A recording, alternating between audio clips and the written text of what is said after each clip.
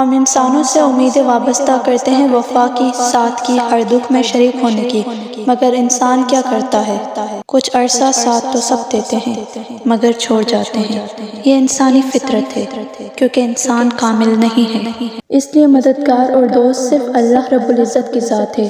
آپ جتنا چاہے بھاگ لیں اس حقیقت سے، مگر یہی اس جہان کا سچ ہے کہ ہماری آخری منزل اللہ ہے۔ اس لیے بس اللہ کے سامنے روئیں، بس اسی سے دوستی کریں، اسے مددگار بنائیں، اسے اپنے غم بتائیں، کیونکہ کوئی بھی انسان مستقل ہمارے ساتھ نہیں رہتا۔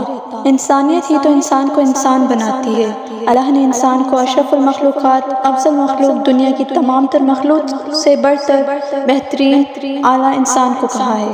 انسان کے اندر احساس نہ ہو، دوسروں کا درد سن کر اس کی آنکھیں نم نہ ہوں، دوسروں کی تکلیف مذاق لگنے لگے، تب اس شخص میں انسانیت باقی نہیں رہتی۔ یہ بلندی کس کام کی کہ انسان چڑھے اور انسانیت اتر جائے؟ اللہ کے پاس تو بے شمار فرشتے اور ایسی مخلوقات ہیں جو دن رات اللہ کی حمد و ثنا بیان کرتے ہیں، لیکن قرآن میں تو اللہ نے واضح طور پر کہا ہے اللہ اپنے حقوق تو معاف کر دے گا مگر بندوں کے حقوق اللہ معاف نہیں کرے گا جب تک وہ شخص آپ کو معاف نہ کر دے۔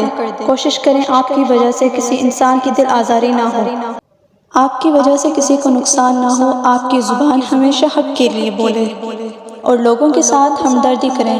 جس انسان میں انسانیت نہ ہو وہ تو پھر جانور سے بھی بدتر ہے۔ عبادتیں اپنی جگہ، مگر دل دکھا کر جنت نہیں ملتی۔